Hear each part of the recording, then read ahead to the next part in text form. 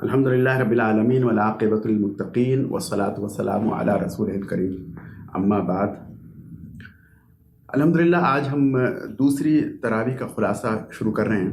آج امام صاحب نے تراویح میں سورہ البقرہ کی 177 سے لے کر 286 آیات یعنی 22 سے 40 رکوع تلاوت کی، اور آج سورہ البقرہ مکمل ہو گئی۔ آج کی تلاوت میں جو 4 اہم موضوع زیر بحث آئے وہ عبادات، انفاق فی سبیل اللہ، قتال اور معاملات سے متعلق ہے۔ بالکل آغاز میں آیت نمبر 177 آیت البر کے نام سے مشہور ہے، لیس البر ان تولوا وجوہکم قبل المشرق والمغرب، کہ نیکی یہ نہیں کہ تم اپنا منہ قبل مشرق یا مغرب کی جانب کر لو۔ یہاں سے آج کی تلاوت کا آغاز ہوا۔ بالکل آغاز میں اللہ تعالیٰ نے لوگوں میں مشہور نیکی کے تصور کی اصلاح کی۔ لوگ سمجھتے ہیں کہ کاروبار میں سود اگر لے اور دیا جائے تو جائز ہے، لیکن ساتھ نماز پڑھ لی جائے، کوئی خاص وضع قطع اختیار کر لی جائے اور اس کے ساتھ ساتھ کچھ نیک کام کر لیے جائیں۔ یہاں تک کہ چور اور ڈاکو بھی سمجھتے ہیں کہ وہ اپنی لوٹی دولت میں سے اگر کسی بیوہ اور یتیم کی مدد کر دیں تو ان کی دولت ٹھیک ہو جاتی ہے۔ نیکی کے مروجہ تصوروں کی اصلاح اس آیت میں کی گئی اور بتایا گیا کہ نیکی ان چیزوں کا نام نہیں ہے، بلکہ نیکی تو اللہ تعالیٰ پر، اس کے رسولوں پر اور آخرت پر پختہ ایمان لانے کا نام ہے۔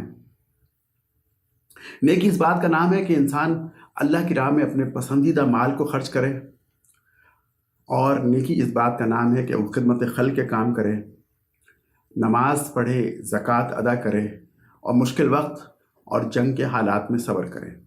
اگر وہ یہ تمام کام کر رہا ہے تو نیک آدمی ہے اور اس کی نیکیاں شمار ہوں گی۔ اس کے بعد اللہ تعالیٰ نے قصاص کا ذکر کیا۔ کہا گیا کہ یا ایھا الذین آمنوا کتب علیکم القصاص، یہ وہی انداز ہے جو کہ کہا گیا کہ یا ایھا الذین آمنوا کتب علیکم الصیام، جس طرح تم پر روزے فرض کیے گئے اس طرح تم پر قصاص بھی فرض کیا گیا ہے۔ قصاص کیوں فرض کیا گیا؟ وَلَكُمْ فِي الْقِصَاصِ حَيَاةٌ يَا أُولِي الْأَلْبَابِ، کہ قصاص میں زندگی ہے۔ قصاص سے مراد یہ کہ اگر کسی نے کسی کو قتل کر دیا تو اس کے بدلے میں قتل کیا جائے، مرد کے بدلے میں مرد، عورت کے بدلے میں عورت، اور اسی طرح غلام کے بدلے میں غلام اور آزاد کے بدلے میں آزاد۔ یہ اللہ تعالیٰ کی حدود ہیں جسے نافذ کرنا ضروری ہے۔ ہاں، اگر کوئی شخص مقتول کے وارث معاف کر دے اور دیت پر متفق ہو جائے یا دیت لینے سے انکار کر دے تو الگ بات ہے، لیکن اللہ تعالیٰ نے حدود جو بیان کی ہیں اس میں قصاص کا یہاں ذکر کیا گیا ہے۔ قصاص کی وجہ سے انسان کی جان کی پامالی اور بے حرمتی نہیں ہوتی۔ ہمارے معاشرے میں آج جو کمزور اور مظلوم لوگ محفوظ نہیں ہیں، اس کی وجہ یہ ہے کہ ہمارے معاشرے میں قصاص کا نظام نہیں ہے۔ اگر قصاص کا نظام، اللہ کی حدود نافذ ہو جائیں تو معاشرے میں امن قائم ہو جائے۔ اس کے بعد 23ویں رکوع میں 6 آیات میں اللہ تعالیٰ نے رمضان کے احکام نازل کیے ہیں۔ رمضان کے ابتدائی احکام 2 ہجری میں آئے اور 3 ہجری میں رمضان کے فائنل احکام آ گئے اور روزے کو فرض قرار دے دیا گیا۔ یا ایھا الذین آمنوا کتب علیکم الصیام کما کتب علی الذین من قبلکم لعلکم تتقون۔ یہ ابتدائی احکام، فائنل احکام اور باقی تمام چیزیں صرف 6 آیات میں ایک رکوع میں بیان کر دی گئیں۔ یہ قرآن پاک کا معجزہ اور اللہ تعالیٰ کے کلام ہونے کی دلیل ہے۔ روزہ بندے اور اللہ تعالیٰ کے درمیان راز ہے، اور اللہ اور بندے کے علاوہ کسی اور کو پتہ نہیں ہوتا کہ روزہ دار کا روزہ ہے یا نہیں ہے۔ ان آیات میں اللہ تعالیٰ نے 2 دفعہ تقوی کا ذکر کیا، اور کیوں کہ روزہ تقوی پیدا کرنے کا بہترین ذریعہ ہے۔ مقصود یہ ہے اس 1 مہینے کی ڈرل کروانے کا کہ انسان تقوی پیدا کرنے کی، تقوی بڑھانے کی کچھ اس طرح سے ریہرسل کر لے کہ رمضان کے بعد باقی 11 مہینوں میں بھی وہ تقوی پر عمل پیرا رہے۔ رمضان کے مہینے میں قیام اللیل، تراویح یا تہجد اور اعتکاف مسنون ہے۔ حدیث میں آتا ہے جس نے ایمان اور احتساب کے ساتھ روزے رکھے اور قیام اللیل کیا، اس کے پچھلے گناہ معاف کر دیے جاتے ہیں۔ اور انہی آیات میں اسے قرآن کا مہینہ بھی کہا گیا کہ اس مہینے میں قرآن پاک نازل کیا گیا، اس لیے اس مہینے میں اس کی تلاوت کرنا، اس کی سماعت کرنا، اس کی تفسیر پڑھنا اور اس پہ غور و فکر کرنا بہت ضروری ہے۔ روزہ تمام لوگوں پر فرض ہے، ہر مرد و عورت، عاقل اور بالغ پر۔ ہاں، جو شخص دائمی مریض ہیں اور ان کے صحت یاب ہونے کی امید نہیں ہے تو وہ اپنے روزے کے بدلے میں فدیہ دے سکتے ہیں، اور ایک روزے کا فدیہ 2 وقت کا کھانا کسی مسکین کو کھلانا، جیسا کہ ہم عام طور پر کھاتے ہیں، وہ ہے۔ روزوں کے ان ذکر کے درمیان ایک بات یہ آئی کہ اللہ تعالیٰ نے یہ فرمایا کہ وَإِذَا سَأَلَكَ عِبَادِي عَنِّي فَإِنِّي قَرِيبٌ، جب میرے بندے تم سے پوچھیں کہ میں کہاں ہوں تو ان سے کہہ دو کہ تمہارے قریب ہوں۔ وہ یہاں پر بندے کو اللہ تعالیٰ سے دعا مانگنے کی ترغیب دی جا رہی ہے۔ بتایا جا رہا ہے کہ انسان اللہ تعالیٰ سے براہ راست دعا مانگ سکتا ہے، اس کے لیے کسی پوپ یا کسی بزرگ کے واسطے کی ضرورت نہیں، بلکہ جس وقت چاہے، وضو ہو یا نہ ہو، کس حال میں ہو، اٹھا بیٹھا یا لیٹا، فوراً اللہ تعالیٰ سے اپنا رابطہ قائم کر سکتا ہے دعا کے ذریعے۔ اگلی آیات میں اللہ تعالیٰ نے اہل کتاب کے ایک سوال کا ذکر کیا۔ انہوں نے پوچھا کہ چاند کی گھٹتی بڑھتی شکلیں کیوں ہیں، اس سے کیا مراد ہے؟ تو بتایا گیا کہ اس میں تمہارے لیے مواقیت ہیں، تمہارے لیے رمضان اور حج کی تاریخوں کا تعین کرنا ہے۔ گویا یہ چاند کی شکل میں ایک لٹکا ہوا اور موبائل کیلنڈر اللہ تعالیٰ نے آسمان دنیا پر لگا دیا کہ جسے دیکھ کر لوگ اپنی تاریخوں کا حساب لگاتے ہیں اور رمضان کے شروع ہونے، عید کے آنے اور حج کے مہینوں کی تاریخ کا تعین کرتے ہیں۔ پھر انہی آیات میں اللہ تعالیٰ نے حج کی کچھ قدیم رسوم کی اصلاح کی۔ اس زمانے میں یہ رواج یہ تھا کہ جب کوئی شخص حج کے لیے گھر سے نکلتا اور اسے کوئی کام یاد آ جاتا اور دوبارہ گھر آنے کی ضرورت پیش آتی تو وہ دروازے کے ذریعے اندر نہیں آتا، بلکہ مکان کے پچھواڑے سے دیوار پھلانگ کر یا دیوار کو توڑ کر آتا۔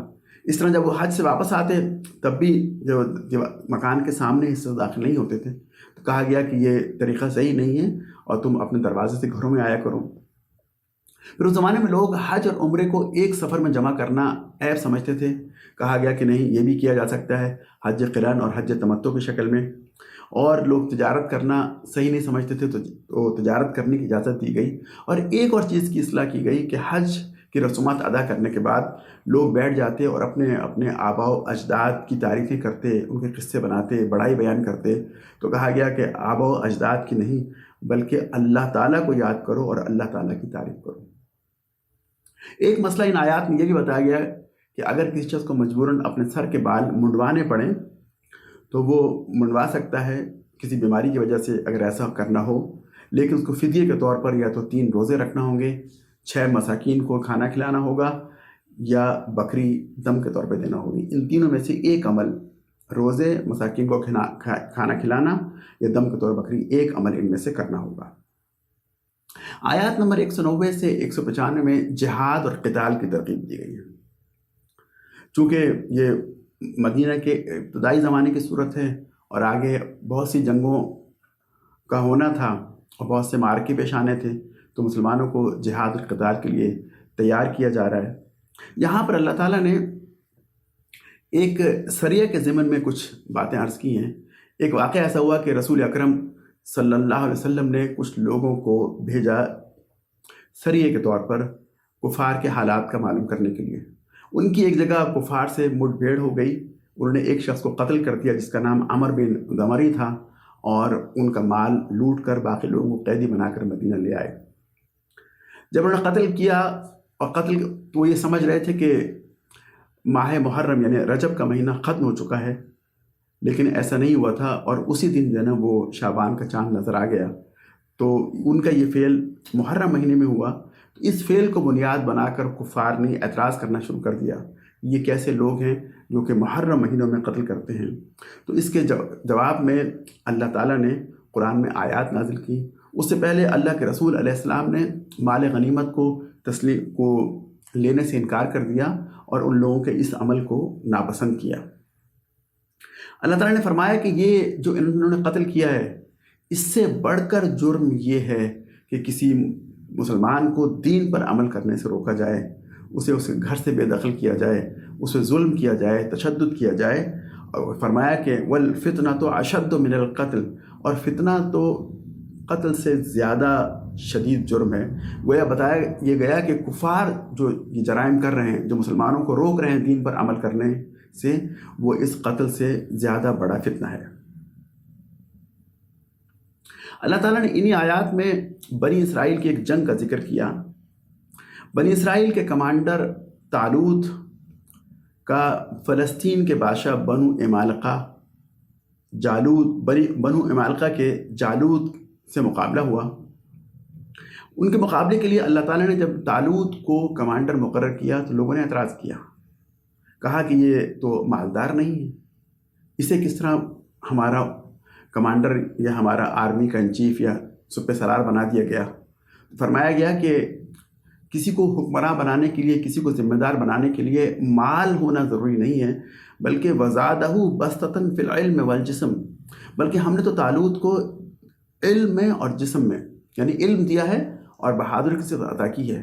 تو یہاں گویا اسلامی قیادت کا معیار بتا دیا گیا کہ کن لوگوں کو مسلمانوں کا قائد اور لیڈر ہونا چاہیے، جو علم میں برتر ہوں اور جو جسمانی لحاظ سے مضبوط اور بہادر ہوں۔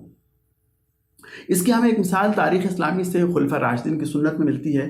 جب سیدنا ابوبکر صدیق رضی اللہ تعالیٰ عنہ کو خلیفہ مقرر کیا گیا، اور خلیفہ بننے کے اگلے دن وہ اپنے کپڑے کا تھان کندھے پر رکھے ہوئے اپنی دکان کی جانب جا رہے تھے، وہ کپڑے کا کاروبار کیا کرتے تھے، تو راستے میں سیدنا عمر سے ملاقات ہو گئی۔ تو سیدنا عمر نے ان سے فرمایا کہ آپ تھان کپڑے کا واپس لے جائیے، اب آپ کاروبار نہیں کر سکتے، اب آپ کے لیے وظیفہ مقرر کیا جائے گا۔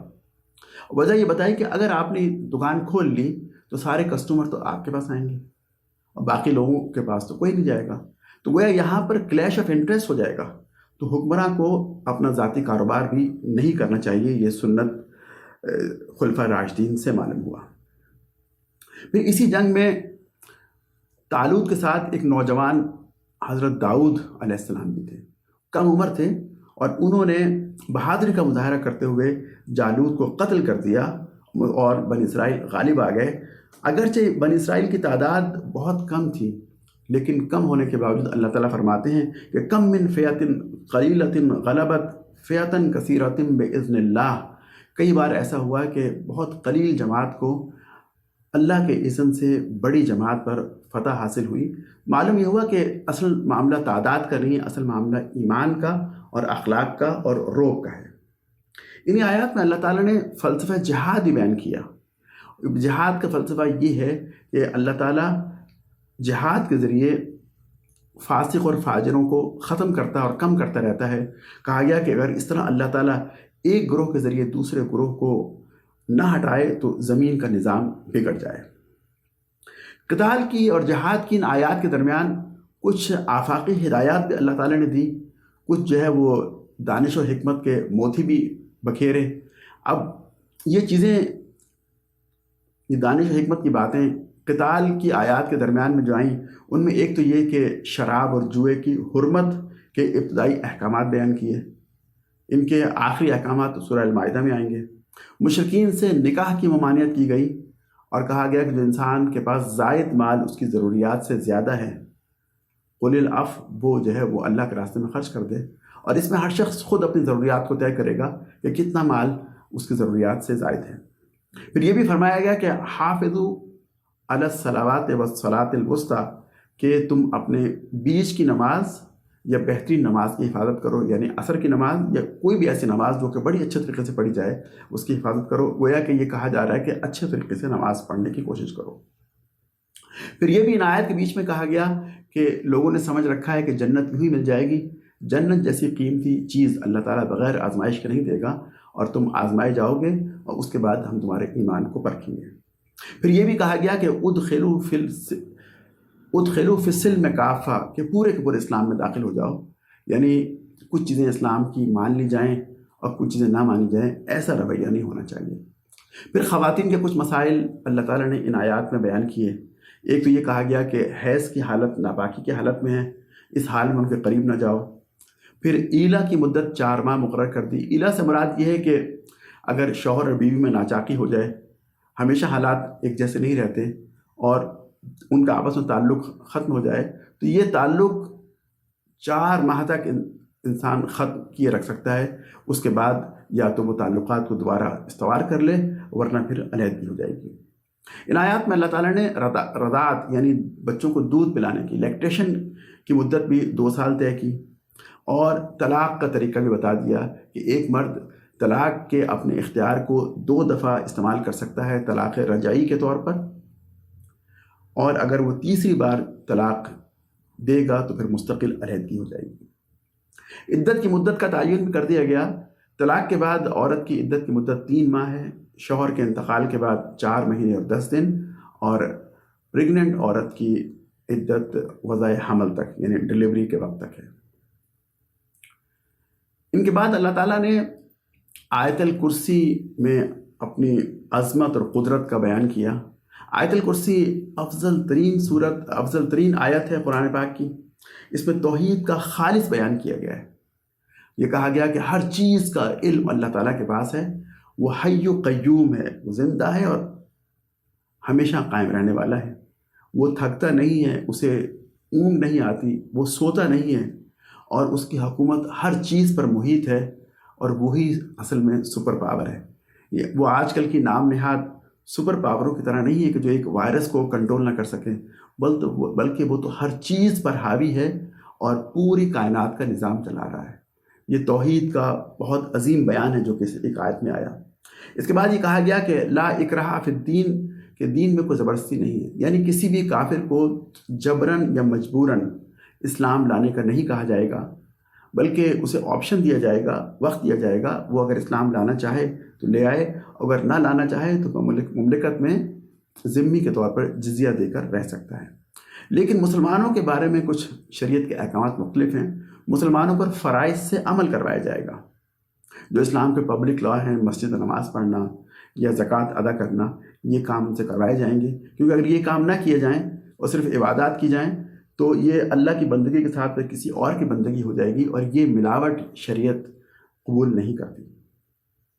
ان کے بعد اللہ تعالیٰ نے ابراہیم اور نمرود کا مکالمہ نقل کیا ہے۔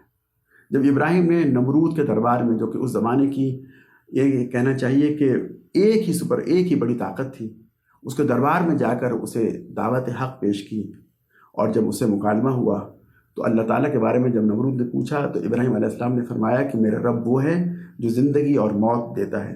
تو نمرود نے کہا کہ میں بھی لوگوں کو موت دیتا ہوں، اور میں کسی کو پھانسی کے نہ دے کر دوبارہ زندگی دیتا ہوں، تو زندگی اور موت میرے ہاتھ میں بھی ہے، نعوذ باللہ۔ تو ابراہیم علیہ السلام نے کہا کہ میرا رب سورج کو مشرق سے نکالتا ہے، تو اسے مغرب سے نکال کر دکھا۔ پھر قرآن کہتا ہے فَبُہِتَ الَّذِي کَفَرَ، تو اس پر وہ نمرود حیران و پریشان اور لاجواب ہو گیا۔ انہی آیات میں اللہ تعالیٰ نے زندگی بعد موت کے 3 اٹل ثبوت دیے ہیں۔ ایک تو جب ابراہیم علیہ السلام نے یہ فرمایا کہ میں اپنے اطمینان قلب کے لیے دیکھنا چاہتا ہوں کہ تم مردوں کو کس طرح زندہ کرے گا، تو اللہ تعالیٰ نے ابراہیم علیہ السلام سے فرمایا کہ تم 4 پرندوں کو لو، ان کو ذبح کر کے ٹکڑے الگ الگ کرو، اس سے پہلے اپنے آپ سے مانوس کر لو، اور مختلف پہاڑوں پر انہیں رکھ دو، اور بلاؤ وہ چاروں پرندے تمہاری جانب صحیح حالت میں زندہ ہو کر اڑتے ہوئے آئیں گے۔ اور ایسے ہوا۔ تو یہ زندگی بعد موت کا ایک ثبوت تھا۔ دوسرا یہ ذکر کیا کہ عزیر علیہ السلام ایک بستی سے گزر رہے تھے، اور بستی جو ہے وہ تباہ ہو چکی تھی، لوگ مر چکے تھے، تو انہوں نے کہا کہ اللہ تعالیٰ اس بستی کو کیسے زندہ کرے گا؟ تو اللہ تعالیٰ نے عزیر علیہ السلام کو موت دے دی، اور وہ 100 سال تک موت کی حالت میں یا سوئے رہے۔ ان کا گدھا ان کے ساتھ تھا، وہ ختم ہو گیا، اس کی ہڈیاں باقی رہ گئیں، لیکن ان کا جو کھانا اور پانی تھا اس کے بارے میں قرآن کہتا ہے کہ لم یتسنہ، کھانا ان کا جو ہے وہ خراب نہیں ہوا، بالکل وہ تازہ رہا۔ پھر اللہ تعالیٰ فرماتے ہیں کہ 100 سال کے بعد ہم نے ان کو زندگی دی۔ اس کے بعد ایک اور واقعہ خروج آیت نمبر 243 میں اللہ تعالیٰ نے بیان کیا کہ بنی اسرائیل کے کچھ لوگ، کچھ نہیں بلکہ ہزاروں لوگ موت کے خوف سے ایک بستی سے نکل گئے، لیکن جب وہ نکلے تو اللہ تعالیٰ نے انہیں موت دے دی، اور کچھ عرصے کے بعد انہیں دوبارہ زندگی دی۔ انہیں بتایا کہ تم جس چیز سے ڈر کر بھاگ رہے تھے وہ تو تمہیں آنی ہے اور کسی جگہ بھی آ سکتی ہے۔ یہ 3 واقعات بنی اسرائیل کی تاریخ سے بیان کیے گئے جو کہ زندگی بعد موت کا ثبوت ہیں، اور اہم بات یہ کہ بنی اسرائیل نے کبھی بھی ان واقعات کی تردید نہیں کی، گویا انہوں نے اسے تسلیم کیا۔ سورہ کے آخر میں اللہ تعالیٰ نے مالی معاملات ڈسکس کیے، اور 2 رکوع تو مسلسل انفاق کے بارے میں ہے۔ آیت نمبر 261 سے لے کے 274 تک اس میں انفاق، صدقہ فی سبیل اللہ کا تفصیل بیان کیا ہے، انفاق کی فضیلت بیان کی، کہا کہ مال اس سے بڑھتا ہے، کم نہیں ہوتا، اور تم جتنا خرچ کرو گے نوفی الیکم، ہم تمہیں پورے کا پورا واپس لوٹا دیں گے۔ بخیلی کی مذمت کی، اور یہ کہا گیا کہ جب تم کسی کو صدقہ و خیرات دو تو اس پہ احسان نہ جتاؤ اور اسے تنگ نہ کرو، اسے یاد نہ دلاؤ، اور یہ کہا گیا کہ مال صدقہ دینے سے اتنا بڑھتا ہے کہ 700 گنا یا اس سے زیادہ ہو سکتا ہے۔ پھر کہا گیا کہ صدقہ کرو، اپنے رشتہ داروں پر صلہ رحمی کرو، اور مساکین پر، ایسے سفید پوش لوگ جو کہ لپٹ کر مانگتے نہیں ہیں، انہیں تلاش کرو اور ان تک جو ہے وہ صدقے کا مال پہنچاؤ۔ یہاں پر 2 اصطلاحات استعمال ہوئی، صدقہ اور انفاق فی سبیل اللہ۔ صدقہ وہ چیز ہے جو کہ انسان صلہ رحمی کے طور پر رشتہ داروں کو یا غربا و مساکین اور فقراء کو دیتا ہے، اور انفاق فی سبیل اللہ سے مراد وہ مال ہے جو کہ اللہ تعالیٰ کے راستے میں، بالخصوص اللہ کے دین کی سربلندی کے لیے اور اسلامی حکومت قائم کرنے کے لیے دیا جائے، وہ انفاق فی سبیل اللہ ہے۔ ان آیات میں اللہ تعالیٰ نے کہا کہ جب تم صدقہ کرتے ہو تو صدقہ دکھاوے کے لیے نہ کرو، بلکہ خالصتاً لوجہ اللہ، اللہ کے چہرے کے لیے، اللہ کو راضی کرنے کے لیے صدقہ دیا کرو۔ مثال دے کر سمجھایا کہ جو لوگ دکھاوے کے لیے صدقہ کرتے ہیں ان کی مثال ایسی ہے کہ چٹان پر ایک مٹی کی تہ جم گئی ہو، ایک بارش کا جھونکا وہاں پر آئے تو اس سے وہ پوری کی پوری مٹی صاف ہو جائے۔ اس طریقے سے دکھاوے کا صدقہ صاف ہو جاتا ہے اور اس کا کسی کو فائدہ نہیں پہنچتا۔ اور جو وہ صدقہ اور خیرات جو کہ نیک نیتی اور خالصتاً اللہ تعالیٰ کے لیے کی جاتی ہے، اس کی مثال دی کہ وہ اگر سطح مرتفع پر کوئی پہاڑی ہو، وہاں پر مٹی ہو، وہاں پر اگر بارش ہو تو اس بارش کی بنا پر وہ مٹی جو ہے وہ بڑی اچھی فصل اگائے، اور اگر بارش نہ بھی ہو، ہلکی سی پھوار بھی پڑ جائے، بوندا باندی بھی ہو جائے تو اس سے بھی پھل لے آئے، تو ایسی مٹی کی مثال اس صدقے کی ہے جو کہ خالصتاً اللہ تعالیٰ کے لیے کیا جائے۔ پھر اللہ تعالیٰ نے سود کی ممانعت کا ذکر کیا، سود کو حرام قرار دیا، اور کہا گیا کہ لوگ کہتے ہیں کہ سود بھی تجارت کی طرح ہے۔ کہا گیا کہ تجارت میں اللہ تعالیٰ مال کو بڑھاتا ہے، لیکن سود کو اللہ تعالیٰ پسند نہیں کرتا، اور جو سود سے باز نہیں آتے تو ان کو معلوم ہونا چاہیے کہ فَأَذَنُوا بِحَرْبٍ مِّنَ اللَّهِ وَرَسُولِهِ، کہ سود کا کام کرنے والوں کے خلاف اللہ اور اس کے رسول کی جنگ ہے، اور جس کے خلاف اللہ اور اس کے رسول کی جنگ ہو تو اس میں جو ہے وہ اس شخص کے کامیاب ہونے کا کوئی امکان نہیں۔